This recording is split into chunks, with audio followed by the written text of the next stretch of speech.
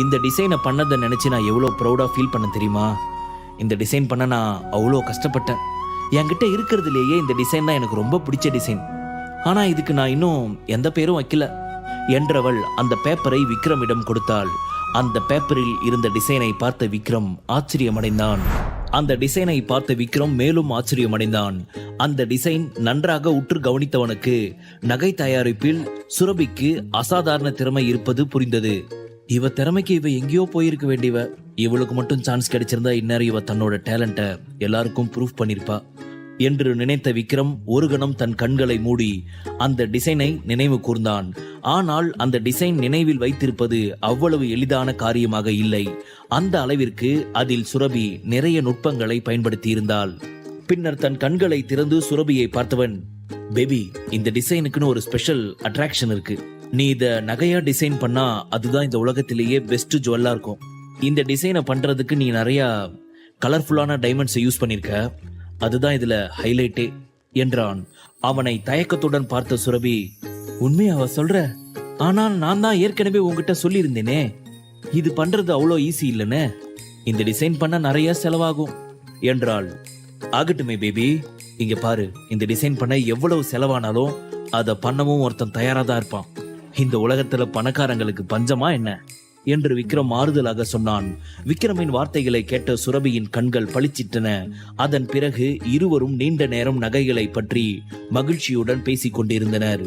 இறுதியில் அந்த டிசைனுடன் இன்டர்வியூவுக்கு செல்லலாம் என்று முடிவு செய்தனர். இந்த டிசைனை சேர்மன் ஆனந்த் கிட்ட காட்டினா அவருக்கு நிச்சயம் பிடிக்கும்னு தோணுது என்று சுரபி சொன்னாள். நீ அவ்வளவு கான்பிடென்டா இருந்தா இதையே காட்டு பேபி. அப்புறம் இன்னொரு விஷயம், இந்த டிசைனுக்கு நீ இன்னும் பேர் வைக்கல. அதனால ஃபர்ஸ்ட் ஏதாவது பேர் வை. நீயே ஏதாவது ஒரு பேர் சொல்லு விக்ரம் என்று சுரபி கேட்டதும் சிறிது யோசித்த Vikram, king of the world. King of the வேர்ல்டா? நல்லாதான் இருக்கு.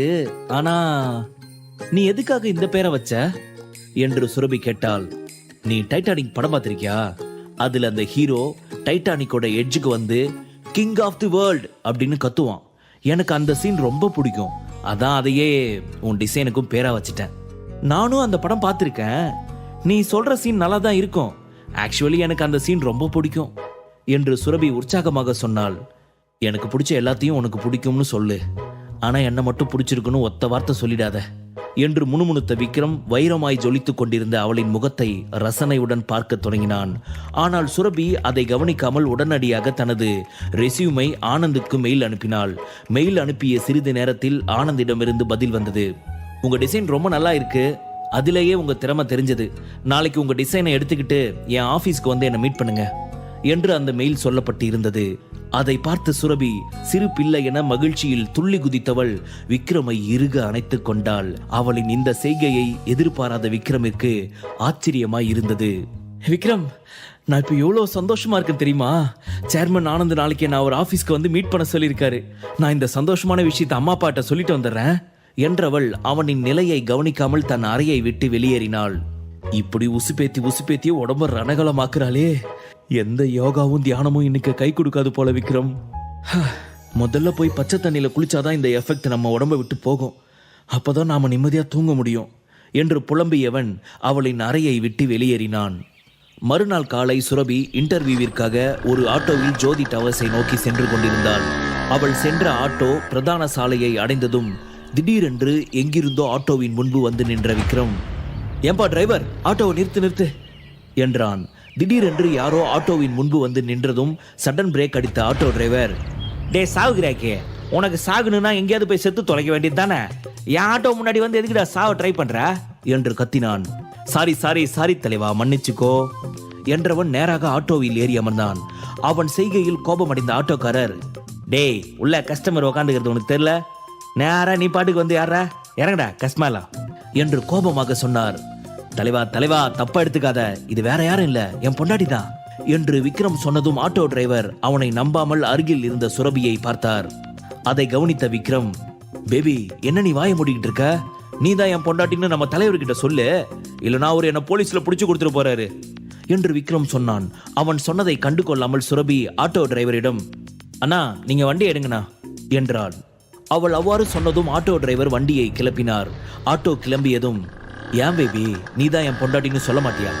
சரி, அதை தான் சொல்லல, நான் தான் உன் புருஷனாவது சொல்லியிருக்கலாம்ல என்று விக்ரம் ஆதங்கத்துடன் கேட்டான். ரெண்டுக்கும் ஒரே அர்த்தம்தான். சரி, அதை விடு. நீ எதுக்காக இப்போ இப்படி ஸ்டண்ட் அடிச்சுக்கிட்டு இருக்க? உனக்கு என்னோட வரணும்னா வீட்டில இருந்தே வந்திருக்கலாம்ல. எதுக்காக கடைக்கு போற மாதிரி வந்து இங்கே வெயிட் பண்ணி ஆட்டோ முன்னாடி வந்து நின்று குரங்கு சட்டையெல்லாம் பண்ணிக்கிட்டு இருக்க என்று சுரபி கேட்டாள். நான் உன் கூட வரணும்னு சொன்னா என் மாமியார் அப்படியே ஆரத்தி எடுத்து போய் வாங்க மருமகனேன்னு சொல்லிட்டு தான் மறு வேலை பார்ப்பாங்க பாரு. இந்த விஷயம் தெரிஞ்சாலே உங்க அம்மா சாமி ஆடிடுவாங்க. ஏற்கனவே இன்டர்வியூ நினைச்சு டென்ஷனா இருப்ப. எதுக்கு உன்னை இன்னும் டென்ஷன் பண்ணணும்னு தான் நான் கடைக்கு போற மாதிரி வந்து இங்க வந்து ஜாயின் பண்ணிக்கிட்டேன். எப்படி ஐடியா என்று விக்ரம் தன் சட்டை காலரை உயர்த்தியபடி கேட்டான். ரொம்ப நல்ல ஐடியா என்ற சுரபி சிறிது நேரம் கழித்து, ரொம்ப தேங்க்ஸ் விக்ரம். ஆக்சுவலி உண்மையாவே நான் ரொம்ப டென்ஷனாக தான் இருக்கேன். இப்போ நீ கூட இருக்கும்போது கொஞ்சம் ரிலாக்ஸாக ஃபீல் பண்ணுறேன் என்றாள். உண்மையில் சுரபி பதற்றமாக தான் இருந்தாள். ஏனென்றால் இன்று அவளை நேரடியாக சேர்மனை இன்டர்வியூ செய்ய போகிறார். எனக்கு ஒரு பக்கம் சந்தோஷமாகவும் இருக்கு, அதே சமயம் பயமாகவும் இருக்கு. சேர்மன் மாதிரி ஒரு பெரிய ஆள் கூட நான் இப்போதான் முதல் முறையாக பேச போகிறேன். அது நினைக்கும் போது எனக்கு ரொம்ப டென்ஷனாக இருக்கு என்று சுரபி விக்ரமிடம் சொன்னாள். பயமா? உனக்கா? ஏதாவது நம்புற மாதிரி சொல்லு. 2 வருஷமா அந்த விக்ரமையே சமாளிக்கிற, அந்த சேர்மனை உன்னால சமாளிக்க முடியாத என்ன? உன்னால முடியும் செல்லும். யூ கேன் டூ இட் என்று விக்ரம் சொன்னான். அடேய், நீயும் அவரும் ஒன்னா? லூசு. உங்ககிட்ட நான் கேள்வி கேட்பேன், ஆனா இங்க அவர் என்கிட்ட கேள்வி கேட்பாரு. நான் மட்டும் அவர் கேள்விக்கு சரியா பதில் சொல்லலைன்னா எனக்கு வேலை கிடைக்காது, புரியுதா என்று சுரபி பல்லை கடித்தபடி சொன்னாள். அட, எதுக்காக இப்போ டென்ஷன் ஆகுற? அவர் கேள்வி கேட்டு நீ பதில் சொல்லலைன்னா தானே பிரச்சனை. நீ என்ன பண்ற? உள்ள போனதும் அவரை பேச விடாம உன் டிசைனை காட்டி எக்ஸ்பிளைன் பண்ண ஸ்டார்ட் பண்ணிடு. அவரை பேசவே விடாத, ப்ராப்ளம் சால்வ் என்று விக்ரம் சொன்னான். எப்படி? நீ என் அம்மாவை பேச விடாம பண்றியே, அப்படியா? சுரபி சொன்னதை கேட்ட விக்ரம் அதே அதே என்றான். நான் மட்டும் அப்படி பண்ணன்னு வச்சுக்கோ, உங்க திறமைக்கு நீங்க இங்க இருக்க வேண்டிய ஆள் இல்ல. ஏதாவது டிவியில போய் விஜேவா ட்ரை பண்ணுங்கன்னு அனுப்பி வச்சிருவாரு, பரவாயில்லையா என்று சுரபி கிண்டலாக கேட்டாள். அட, இது கூட நல்லா இருக்கே. அப்படி மட்டும் நடந்தா உன் டிசைன்ஸ் இல்ல, நீயே உலகம் முழுவதும் ஃபேமஸ் ஆயிடுவ. பேசாம நம்ம ஏன் இதை விட்டுட்டு ஏதாவது டிவி சேனல்ல ட்ரை பண்ணக்கூடாது என்று விக்ரம் விளையாட்டாக கேட்டான். விளையாடாத விக்ரம், ஏற்கனவே நான் ரொம்ப டென்ஷனா இருக்கேன். என்னோட டிசைன்ஸ் எல்லாம் செலக்ட் ஆகி எல்லாம் ஜுவல்ஸா மாறி எல்லாரும் என்னை பாராட்டினா எப்படி இருக்கும்? அப்படி நடந்தா இந்த உலகத்திலேயே சந்தோஷமான ஆள் நானா தான் இருப்பேன் என்று சுரபி சொன்னாள். தனது டிசைன்கள் மார்க்கெட்டுக்கு வந்து பிரபலமாக வேண்டும் என்பதுதான் அவளின் நீண்ட நாள் கனவு. சுரபி கேலி செய்யும் மனநிலையில் இல்லை என்பதை புரிந்து கொண்ட விக்ரம் விளையாட்டுத்தனத்தை கைவிட்டுவிட்டு, டென்ஷன் ஆகாத சுரபி, உன் டிசைன்ஸ் எல்லாம் கண்டிப்பா செலக்ட் ஆகும் என்றான். அப்படி நடந்தா ரொம்ப சந்தோஷம். நடக்கும் நடக்கும், இனி உனக்கு நல்லது மட்டுமே நடக்கும். நீ இந்த வேலையில சேர்ந்து பெஸ்ட் ஜுவல்லரி டிசைனரா மாற போற. உன்னோட கனவெல்லாம் நினைவாக போகுது. நிச்சயம் இந்த வேலை உனக்கு தான், கவலைப்படாத போ. தேங்க்ஸ் விக்ரம். உன்னோட வார்த்தைகள் எனக்கு எவ்வளவு பலத்தை கொடுக்குதுன்னு உனக்கு தெரியாது. கண்டிப்பா என்னால் முடிஞ்ச வரைக்கும் இந்த ஜாபை வாங்க நான் ட்ரை பண்றேன். அவர்கள் பேசிக்கொண்டிருக்கும் போதே ஆட்டோ ஜோதி டவர்ஸில் வந்து நின்றது. டாக்ஸி விட்டு இறங்கிய இருவரும் லிப்டில் 25வது மாடியை அடைந்தனர். சேர்மேன் ஆபீஸ் அந்த தளத்தில் தான் இருக்கிறது. அவர்கள் அலுவலகத்திற்குள் நுழைந்ததும் அங்கு வேலை பார்த்து கொண்டிருந்த அனைவரும் ஆச்சரியத்துடன் அவர்களை பார்த்தனர். ஏனென்றால் சுரபி மார்க்கெட்டிங் டிபார்ட்மெண்ட்டில் வேலை பார்ப்பவள். சுரபி யாரையும் கண்டு கொள்ளாமல் சேர்மன் கேபினை நோக்கி நடந்தாள். அப்போது, ஏய் நில்லு என்று ஒரு குரல் கேட்டது. அந்த குரலை கேட்ட சுரபி நடப்பதை நிறுத்திவிட்டு திரும்பி பார்த்தாள். அங்கு அவளின் தங்கை கிருத்திகா நின்று இருந்தாள். கிருத்திகா தற்போது புருஷோத்தமன் ஜுவல்லரியில் டெபுட்டி டைரக்டராகவும் சீஃப் ஜுவல்லரி டிசைனராகவும் இருக்கிறாள். அவள் தீனதயாளனின் மகள் என்பதால் அந்த கம்பெனியில் அவளுக்கு போட்டியாளர்கள் யாரும் இல்லை. அதனால் அவள் எளிதாக அந்த கம்பெனியில் மிக முக்கிய பதவியை பெற்றுவிட்டாள். ஹாய் கிருத்திகா என்று சுரபி சொன்னாள். வாய மூடு, எவ்வளவு தைரியம் இருந்தா இங்க வந்திருப்ப, அதுவும் இவனோட. இவன் எங்க கண்ணு முன்னாடியே வரக்கூடாதுன்னு எங்க மேரேஜ் பார்ட்டில ராகுல் சொன்னார் தானே. அதுக்கப்புறமும் நீ இவனோட இங்க வந்திருக்கனா? உனக்கு எவ்வளவு தைரியம் இருக்கணும் என்று கிருத்திகா கோபமாக கேட்டாள். என் பேபி ஏன் கூட வராம வேற யார் கூட வருவா? கேக்குறா பாரு கேள்வி இந்த கிளிமூக்கி என்று விக்ரம் நினைத்தான். சாரி கிருத்திகா, நான் இங்க ஒரு முக்கியமான வேலையா வந்தேன், அதான் என் கூட விக்ரமும் வந்திருக்கான் என்று சுரபி பயத்துடன் சொன்னாள். எங்கே கைக்கு கிடைத்த வாய்ப்பை இழந்து விடுவோமோ என்று அவளுக்கு பயமாக இருந்தது. இத்தனை நாட்களாக அவளின் குடும்பத்தினரால் தான் அவள் திறமை முடக்கப்பட்டது. அதனால் தான் கிருத்திகாவை பார்த்ததும் சுரபி பயந்து விட்டாள். நீ இப்ப எதுக்காக அவகிட்ட மன்னிப்பு கேட்கிற என்று விக்ரம் கேட்டான். ஏய், என்ன திமிரா? ஏன் முன்னாடியே இப்படி பேசுறதுக்கு உனக்கு எவ்வளவு தைரியம் இருக்கணும் என்று கிருத்திகா விக்ரமை பார்த்து கோபமாக கேட்டாள். உன்கிட்ட பேசுறதுக்கெல்லாம் தைரியம் வேணுமா என்ன? இப்ப எதுக்காக நீ கத்திக்கிட்டு இருக்க? உன் வெட்டிங் பார்ட்டியில நடந்ததுக்கு நான் தான் அப்பவே சாரி கேட்டுட்டேன், அதுவும் செய்யாத தப்புக்கு என்று விக்ரம் கூலாக சொன்னான். அப்போது, நான் சொன்னதை மறந்துட்டியா விக்ரம் என்று இன்னொரு குரல் கேட்டது. அந்த குரல் கேட்டதும் மூவரும் திரும்பி பார்த்தனர். அந்த குரலுக்கு சொந்தக்காரன் வேறு யாரும் இல்லை, ராகுல் தான். அவர்கள் அருகே வந்த ராகுல், நீ சரியா சொன்னதால நீ பண்ண தப்பு சரியாயிடுமா என்ன? நான் உங்ககிட்ட என்ன சொன்னேன்? என் கண்ணு முன்னாடியே திரும்ப வரக்கூடாதுன்னு சொன்னதானே என்று கோபமாக கேட்டான். ராகுல் புருஷோத்தமன் குரூப்பில் பெரும் தொகையை முதலீடு செய்துள்ளான். அதனால் டைரக்டர்கள் பட்டியலில் அவனும் இருக்கிறான். அவன் நினைத்தால் சுரபியின் குடும்பத்தை எளிதாக நடுத்தெருவில் நிறுத்த முடியும். அதை நினைக்கும் போதே சுரபியின் பயம் அதிகரித்தது. அப்போது சுரபியின் கையில் இருந்த ஃபைலை பார்த்த கிருத்திகா, நீ எதுக்காக இப்போ உன்னோட சர்டிஃபிகேட் டிசைன்ஸ் இங்கே கொண்டு வந்திருக்க? ஓ, சேர்மன் ஆனந்த் கொடுத்த ஆடை பார்த்துட்டு இங்கே வந்திருக்கியா? உன்னோட இந்த கேவலமான டிசைனை பார்த்ததுக்கப்புறம் அவர் உன்னை டிசைனராக வேலைக்கு எடுத்துப்பாருன்னு நீ எப்படி நினச்ச? உனக்கு வேலை எதுவும் இல்லைனா போய் ஏதாவது சின்ன வேலைக்கு ட்ரை பண்ணு. அதை விட்டுட்டு இங்கே எதுக்காக வந்த? உன் திறமைக்கெல்லாம் நீ பெரிய டிசைனர் ஆகணும்னு கனவு காண்றியா என்று நக்கலாக கேட்டாள். கிருத்திகாவின் வார்த்தைகளை கேட்ட சுரபி அவமானமாக உணர்ந்தாள். ஏன் கிருத்திகா என்னை இப்படி இன்சல்ட் பண்ணுற? நம்ம எல்லாரும் ஒரே குடும்பத்தை சேர்ந்தவங்க. அப்படி இருக்கும்போது நீ எதுக்காக என்னை இந்த அளவுக்கு வெறுக்கிற என்று கேட்ட சுரபி, என்ன சொன்ன? என்னுடைய டிசைன்ஸ் எல்லாம் கேவலமானதா? பார்க்காமலே உன்னால் எப்படி இந்த மாதிரி சொல்ல முடிஞ்சது? நீ ஒரு முறை என்னோட டிசைன்ஸை பாரு, நிச்சயம் உனக்கு பிடிக்கும் என்றாள். அதெல்லாம் திரும்பவும் பார்த்து நான் டைம் வேஸ்ட் பண்ண விரும்பல. ஏற்கனவே நான் ரிஜெக்ட் பண்ண டிசைன்ஸ் தானே அது. அதெல்லாம் இன்னுமா குப்பையில் தூக்கி போடாம வச்சிருக்க என்று கிருத்திகா கிண்டலாக கேட்டாள். எவ்வளவு திமிருந்தா என் டிசைன்ஸ் குப்பை தொட்டியில் போடுறியான்னு கேட்பா. அதெல்லாம் நான் ராத்திரி பகல் பார்க்காம கண்ணு முழிச்சு எவ்வளவு கஷ்டப்பட்டு வரைஞ்சேன்னு இவளுக்கு தெரியுமா? கழுதைக்கு தெரியுமா கற்பூர வாசனை என்று நினைத்த சுரபி கிருத்திகாவை முறைத்து பார்த்தாள். என்ன முறைக்கிற? உன் டிசைன்ஸ் எல்லாம் எவ்வளவு கேவலமா இருக்கும்னு இன்னுமா உனக்கு புரியல? இந்த சிட்டியிலேயே நான் தான் டாப் ஜுவல்லரி டிசைனர். ஆனால் இது வரைக்கும் உன்னோட ஒரு டிசைன் ஒன்றாவது மார்க்கெட்டுக்கு வந்திருக்கா? அப்படி இருக்கும்போது நான் உன்னோட டிசைன்ஸ் கேவலமாக இருக்குன்னு சொல்றதுல என்ன தப்பு இருக்கு என்று சொல்லிவிட்டு வாய்விட்டு சிரித்தவள், சரி, நான் உன் கூட பேசி டைம் வேஸ்ட் பண்ண விரும்பல. நீ முதல்ல இங்கிருந்து கிளம்பு. உனக்கெல்லாம் ஜோதி டவர்ஸ்க்கு வர்றதுக்கு கொஞ்சம் கூட தகுதி இல்லை என்றாள். விக்ரமுக்கு பயங்கர கோபம் வந்தது. என்ன இந்த கிளிமூஞ்சி ரொம்ப பேசுதே, நம்ம பேபியை ஹர்ட் பண்ற மாதிரி. இவளுக்கு இன்னைக்கு காப்படிக்கணுமே என்றவன் அவன் போனை யாருக்கும் தெரியாமல் எடுத்து கம் டவுன் என்று ஒரு மெசேஜை அனுப்பினான். அப்புறம் சுரபி, இன்னொரு விஷயம், நீ எங்கேயாவது போனா உன் புருஷனை கூட்டிட்டு போகாத. ஏன்னா இவனை மாதிரி லோக்கல் கூட போனா உன்னையே எல்லாரும் அப்படிதான் நினைப்பாங்க என்று ராகுல் சொன்னான். அப்போது, இங்க என்ன நடக்குது என்று ஒரு குரல் கேட்டது. அந்த குரல் கேட்டதும் அந்த அலுவலகம் முழுவதும் அமைதியானது. கிருத்திகாவையும் ராகுலையும் தூரத்தில் இருந்து பார்த்தபடி ஆனந்த் அங்கு வந்தான். அவனை பார்த்ததும் அவர்கள் இருவரும் ஒரு கணம் பயந்தனர். கிருஷ்ணா குரூப்பை சேர்ந்த ஆனந்தை எதிர்க்கும் தைரியம் அவர்களிடம் இல்லை. அதிலும் ஆனந்தின் கோபத்தை அவர்கள் தங்கள் கண்களால் பார்த்திருக்கிறார்கள். இங்க என்ன பிரச்சனை என்று ஆனந்த் கேட்டான். பிரச்சனையா? அப்படியெல்லாம் எதுவும் இல்லை சேர்மன் சார். நாங்க ஜஸ்ட் பேசிக்கிட்டு இருந்தோம். இவங்க 2 பேரும் நம்ம கம்பெனி ரூல்ஸ் தெரியாம இங்க வந்துட்டாங்க. அதை பத்தி தான் அவங்க கிட்ட சொல்லிக்கிட்டு இருந்தேன் என்று ராகுல் சொன்னான். ஓ அப்படியா? உங்களுக்கு இங்க இருக்க எல்லா ரூல்ஸும் தெரியுமா என்று ஆனந்த் ராகுலின் முகத்தை உற்று பார்த்தபடி கேட்டான்.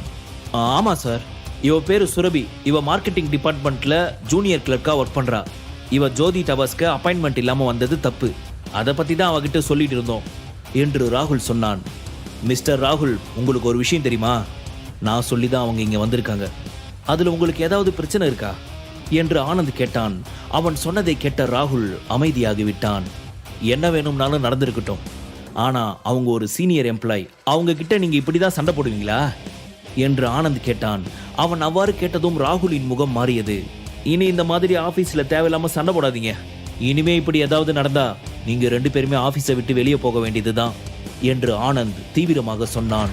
சரிங்க மாமியார், இதோ இப்பவே வந்துடுறேன், நீங்க எல்லாரும் சாப்பிட்டுக்கிட்டு இருங்க என்ற விக்ரம் மெடிக்கல் ஷாப்பிற்கு சென்று அந்த பிரிஸ்கிரிப்ஷனில் இருந்த மாத்திரைகளை வாங்கி கொண்டு திரும்பினான். அப்போது அங்கு கருப்பு நிற பென்ஸ் கார் வந்து நின்றது. அதிலிருந்து ரவுடி மாதிரி இருந்த இருவர் இறங்கி விக்ரமின் அருகே வந்தவர்கள், அவனை இறுக்கி பிடித்தனர். விக்ரம் மாத்திரைகளை வாங்கி கொண்டு திரும்பிய போது ரவுடிகள் போல இருந்த 2 பேர் அவனை பிடித்தனர். அவர்களை பார்த்தவன், டேய் யாரா நீங்க, எதுக்காகடா என்ன பிடிக்கிறீங்க, என்ன பார்த்தா வயசு பொண்ணு மாதிரியா இருக்கு என்று கிண்டலாக கேட்டான். என்னடா நக்கலா, ஒன்னு விட்டன்னு வச்சுக்கோ, மூக்கு வெத்தலை பாக்கு போட்டுக்கோ, ஒழுங்கு மரியாதை எங்க கூட வா என்றவர்கள் விக்ரமை பிடித்து இழுத்து செல்ல தொடங்கினர். டேய் வேண்டாம் விட்டுருங்க, என்னை பத்தி உங்களுக்கு தெரியாது, எனக்கு கோபம் வந்துச்சு அவ்வளோதான் என்று விக்ரம் அவர்களை எச்சரித்தான். கோபம் வந்தா என்ன பண்ணுவ, எங்களை கொன்னுடுவியா என்று ஒருவன் கிண்டலாக கேட்டான். உங்களுக்கெல்லாம் வாயால சொன்னா புரியாது, இருங்க என் ஸ்டைல புரிய வைக்கிறேன் என்று விக்ரம் அவர்கள் இருவரையும் ஒரு சுழற்றி தூக்கி வீசினான். பின்னர் அவர்கள் அருகே சென்றவன் அவர்களை அடி பின்னி எடுத்தான். அவன் அடித்த அடியில் வலி தாங்க முடியாமல் இருவரும், ஐயோ சார் எங்களை விட்டுடுங்க என்று அவன் காலில் விழுந்து கெஞ்சத் தொடங்கினர். இவ்வளோ நேரம் வாடா போடான்னு சொல்லிட்டு இருந்தீங்க, இப்ப சாரா, அடி உதவுற மாதிரி அண்ணன் தம்பிக்கு கூட உதவ மாட்டாங்கன்னு சொல்றது சரியாதான் இருக்கு. அது சரி, யாருடா அவங்களை அனுப்புனது என்று விக்ரம் கேட்டான். ராக்கெட் ராஜா தான் சார் எங்களை அனுப்பினாரு என்று அவர்கள் பயத்துடன் சொன்னார்கள். என்னது, ராக்கெட் ராஜாவா? அவன் யாரு? அவனுக்கு எப்படி நான் இங்க இருக்கிறது தெரியும் என்று யோசித்த விக்ரம், சரி என்ன உங்க பாஸ் கிட்ட கூட்டிட்டு போங்க என்றான். எங்க பாஸ் கூட அப்படிதான் சொன்னாரு, ஆனா அதுக்குள்ள நீ தான் கோவப்பட்டு எங்களை அடிச்சு நொறுக்கிட்ட, எப்படி வலிக்குது தெரியுமா என்று ஒருவன் அப்பாவியாக சொன்னான். ஆட, மலை மாடு மாதிரி இருக்க இந்த அடிக்க அழுதா எப்படி? அது மட்டும் இல்ல, இந்த கதையில இது வரைக்கும் என் வாய் தான் பேசியிருக்கு, கை பேசல. எனக்கு கொஞ்சம் வித்த தெரியும்னு கதை கேட்கறவங்களுக்கு தெரிய வைக்க வேணாமா, அதுக்கு தான் கிடைச்ச சான்ஸை யூஸ் பண்ணிக்கிட்டேன். சரி கண்ணை தொடச்சிக்கோ, வா போய் உன் பாஸை மீட் பண்ணலாம் என்று விக்ரம் அவர்களுடன் காரில் ஏறி சென்றான். சிறிது நேரத்தில் அவர்கள் விக்ரமை பெரிய பங்களாவிற்கு அழைத்து சென்றனர். அந்த பங்களாவை சுற்றி ரவுடிகளாக இருந்தனர். அந்த 2 ரவுடிகளும் விக்ரமை அழைத்து கொண்டு உள்ளே சென்றனர். அவர்கள் உள்ளே செல்லும் போது ஹாலில் இருந்த பெரிய நாற்காலியில் ஒருவர் அமர்ந்திருந்தார். விக்ரமை பார்த்ததும், வா விக்ரம், என் ஆளுங்களையே அடிச்சிட்டு என் இடத்துக்கு வந்திருக்கனா, நீ உண்மையிலேயே தைரியசாலிதான் என்று சொல்லிவிட்டு அந்த இடமே அதிரும் வண்ணம் சிரித்தார். ஆனா என்னங்கண்ணா பண்றது, நீங்க அனுப்பின 2 பேரும் சோதா பசங்களா இருக்காங்க, அதான் அடிச்சு நொறுக்கிட்டேன் என்று விக்ரம் சொன்னான். ஓ அப்படியா, அவங்க 2 பேரு, அதனால நீ அடிச்சு நொறுக்கிட்ட. ஆனா என்கிட்ட அவங்கள விட பலமான ஆட்கள் நிறைய பேர் இருக்காங்க, உன்னால அவங்க கிட்ட மோத முடியுமா என்று விக்ரமின் முகத்தை உற்று பார்த்த ராக்கெட் ராஜா கேட்டான். அதுதான் உங்க விருப்பம்னா ஒரு கை பார்க்க நானும் ரெடியா இருக்கேன்னா என்று விக்ரம் பயப்படாமல் சொன்னான். அதை கேட்ட ராக்கெட் ராஜாவின் ஈகோ காயமடைந்தது. உடனடியாக அவன் தன்னை சுற்றி இருந்த ஆட்களிடம் சைகை செய்தான். அவன் ஆட்கள் அனைவரும் கையில் ஆயுதத்துடன் விக்ரம் மீது பாய்ந்தனர். அடுத்த சில நிமிடங்களில் விக்ரம் அங்கிருந்த அனைவரையும் அடித்து நொறுக்கிவிட்டான். தங்கள் பலமெல்லாம் தீர்ந்து போய் ராக்கெட் ராஜாவின் ஆட்கள் அங்கொன்றும் இங்கொன்றுமாய் தரையில் கிடந்தனர். அதை பார்த்த ராக்கெட் ராஜா அதிர்ச்சி அடைந்தான். என்ன நடக்கிறது என்பதை அவன் அவதானிக்கும் முன்பே விக்ரம் அனைவரையும் வீழ்த்தி இருந்தான். என் வாழ்க்கையில இப்படி ஒருத்தனை நான் இது வரைக்கும் பார்த்ததே இல்லை. இத்தனை பேரையும் இவன் ஒருத்தனை அடிக்கிறானா, இவன் நிச்சயமா சாதாரண ஆளா இருக்க வாய்ப்பே இல்லை என்ற முணுமுணுத்த ராக்கெட் ராஜாவிற்கு விக்ரமை பார்த்து பயமாக இருந்தது. ஆனால் தன் பயத்தை வெளிக்காட்டிக் கொள்ளாமல் துப்பாக்கியை எடுத்து விக்ரமை குறிவைத்தான். இவங்களை அடிக்கிறது உனக்கு ஈஸியான விஷயம்தான், ஒத்துக்கிறேன்.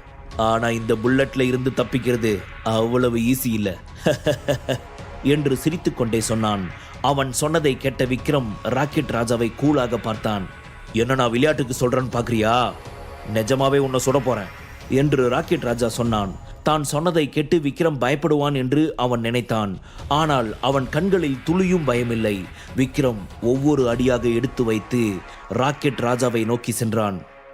ஏய் எதுக்கு இப்ப என்கிட்ட வர, ஒழுங்கா அங்கே நில்லு, நீ என்கிட்ட வந்த அப்புறம் நான் நிச்சயம் உன்னை சுட்டுடுவேன் என்று பின்னால் சென்றபடி ராக்கெட் ராஜா சொன்னான். விக்ரமின் தைரியத்தை பார்த்தவனுக்கு ஆச்சரியமாக இருந்தது. ஆனால் அவன் பேச்சை கேட்காமல் விக்ரம் தொடர்ந்து அவனை நோக்கி முன்னேறினான். அதை பார்த்தவன் துப்பாக்கியை அழுத்தினான். தோட்டாக்கள் தன்னை நோக்கி பாய்ந்து வருவதை கவனித்த விக்ரம் கீழே குனிந்து தப்பித்தான். அந்த தோட்டாக்கள் அவன் பின்னே இருந்த கண்ணாடியில் பாய்ந்து கண்ணாடி உடைந்தது. ராக்கெட் ராஜா சுதாரிப்பதற்கு முன்பே பல்ட்டி அடித்து அவன் முன்பு சென்று நின்ற விக்ரம் கண்ணிமைக்கும் நேரத்தில் அவன் கையில் இருந்த துப்பாக்கியை பிடுங்கியவன் அவன் நெற்றியில் துப்பாக்கியால் குறிவைத்தபடி, கிரவுண்டு மொத்தமும் ஆளுங்க இருக்கலாம், ஆனா ஆடியன்ஸ் ஒருத்தனை மட்டும்தான் பார்ப்பாங்க, கேள்விப்பட்டிருக்கியா? ஆட்ட நாயகன் அந்த ஆட்ட நாயகனா ஒருத்தன் தான் இருக்க முடியும், அதுவும் நானா தான் இருக்க முடியும். என்ன புரிஞ்சுதா என்றான். புரிஞ்சுது சார், ப்ளீஸ் என்னை விட்டுடுங்க, என்னை சுட்டுடாதீங்க என்று ராக்கெட் ராஜா பயத்தில் அலறினான். அட என்னடா, நான் உன்னை எவ்வளோ பெரிய ரவுடின்னு நினைச்சேன், ஜஸ்ட் துப்பாக்கியை காட்டினதுக்கே இப்படி பயந்துட்டியே. சரி, நீ யார் சொல்லி இப்படி பண்ண சொல்லு என்று விக்ரம் துப்பாக்கியால் காதை குடைந்தபடி கேட்டான். சொல்லிடுறேன் சார், சொல்லிடுறேன். நான் அந்த உண்மையை சொன்னா நீங்க என்னை விட்டுடுவீங்க தானே? உன் மேல பிராமிஸா விட்டுறேன், போதுமா? யார் இப்படி பண்ண சொல்லி உங்ககிட்ட சொன்னா? அதை மட்டும் சீக்கிரம் சொல்லிடு பார்க்கலாம் என்று விக்ரம் கேட்டதும், அது வந்து ராகுல் மேத்தா தான் இப்படி பண்ண சொன்னாரு என்று ராக்கெட் ராஜா திக்கி திணறியபடி சொன்னான். என்னது, என்ன சொன்னா? ராகுல் நான் சொன்னா? உண்மையை சொல்லு. இல்ல என்று விக்ரம் அதற்கு மேல் எதுவும் பேசாமல் தன் கையில் இருந்த துப்பாக்கியால் ராக்கெட் ராஜாவின் காலின் அருகே சுட்டான். அதில் பயந்து போய் தாவி குதித்த ராக்கெட் ராஜா, சார், நான் சொல்றத உங்களால நம்ப முடியலனா அவர் என்கிட்ட பேசின போது நான் ரெக்கார்ட் பண்ணிருக்கேன், நீங்களே கேளுங்க என்றவன் தனது போனை எடுத்து வாய்ஸ் ரெக்கார்டரை ஆன் செய்தான். நான் உனக்கு 2 போட்டோ அனுப்பி வச்சிருக்கேன். அதுல இருக்கிறவனோட பேரு விக்ரம், அவனோட கை காலை உடைச்சிடுங்க. அப்புறம் இன்னொரு போட்டோல இருக்கவளோட பேரு சுரபி. உன் ஆளுங்களை விட்டு அவளை நாசமாக்கிடு என்று ராகுல் கடுமையான குரலில் சொன்னான். மன்னிச்சிடுங்க ராகுல் சார், நாங்க வேணும்னா விக்ரமை கிட்னாப் பண்ணி அவனோட கை காலை உடைச்சிடுறோம். ஆனா பொண்ணுங்க விஷயத்துல நாங்க தலையிடுறது இல்ல, அதுக்கு நீங்க வேற யாரையாவது தான் பார்க்கணும் என்று ராக்கெட் ராஜா சொன்னான். சரி, நீங்க முதல்ல விக்ரமை கிட்னாப் பண்ணி அவன் காலை உடைக்கிற வேலையை பாருங்க, இந்த சுரபி விஷயத்தை நான் அப்புறமா பார்த்துக்கிறேன் என்று ராகுல் சொன்னான். டீல் ஓகே சார், இன்னும் 24 ஹவர்ஸ்ல நீங்க சொன்ன வேலையை நான் முடிச்சிடுறேன் என்று ராக்கெட் ராஜா சொன்னான். நீ மட்டும் நான் சொன்னபடி வேலையை முடிச்சிட்டா நான் உன் அக்கௌண்ட்ல 20 லட்சம் ரூபாய் போட்டுடுவேன் என்று சொன்ன ராகுல் போனை வைத்தான். அவர்கள் இருவரின் பேச்சையும் கேட்ட விக்ரமின் கண்கள் கோபத்தில் சிவந்தன. Sir sir sir please sir, என்ன மன்னிச்சிடுங்க. இன்னையிலிருந்து நான் உங்க அடிமை, நீங்க என்ன சொன்னாலும் நான் கேட்கிறேன் சார், என்னை மட்டும் விட்டுடுங்க என்று ராக்கெட் ராஜா விக்ரமிடம் கெஞ்சினான். சரி போனா போகுதுன்னு நான் உன்னை விட்டுறேன், ஆனா அந்த ராகுல் மறுபடியும் இப்படி ஏதாவது பிளான் பண்ணா நீ அதை உடனடியா என்கிட்ட சொல்லணும், சரியா என்று விக்ரம் சொன்னான். சரிங்க சார், நிச்சயமா சொல்றேன் என்று ராக்கெட் ராஜா சொன்னதும் விக்ரம் அங்கிருந்து புறப்பட்டான். அவன் அங்கிருந்து சென்றதும், அப்பாடி, 20 லட்சத்துக்கு ஆசைப்பட்டு உயிரை இழக்க இருந்தேனே, நல்ல வேளை தப்பிச்சாண்டா சாமி என்று முணுமுணுத்த ராக்கெட் ராஜா நிம்மதி பெருமூச்சு வெளியேற்றினான். அங்கிருந்து காரில் தன் ஜூஸ் கடைக்கு சென்ற விக்ரம் செல்லும் வழி முழுவதும் சுரபியையும் அவள் குடும்பத்தையும் பாதுகாக்க ஏதாவது ஏற்பாடு செய்யலாமா என்று யோசித்தான். சிறிது நேரம் யோசித்தவன் பின்னர் ஆனந்துக்கு அழைத்து சில கட்டளைகளை இட்டான். பின்னர் போனை வைத்தவன் தனது ஜூஸ் கடைக்கு சென்று யாருக்காகவோ காத்திருந்தான். அரை மணி நேரம் கழித்து அவன் ஜூஸ் கடை முன்பு BMW 500 சீரியஸ் புதிய கார் வந்து நின்றது.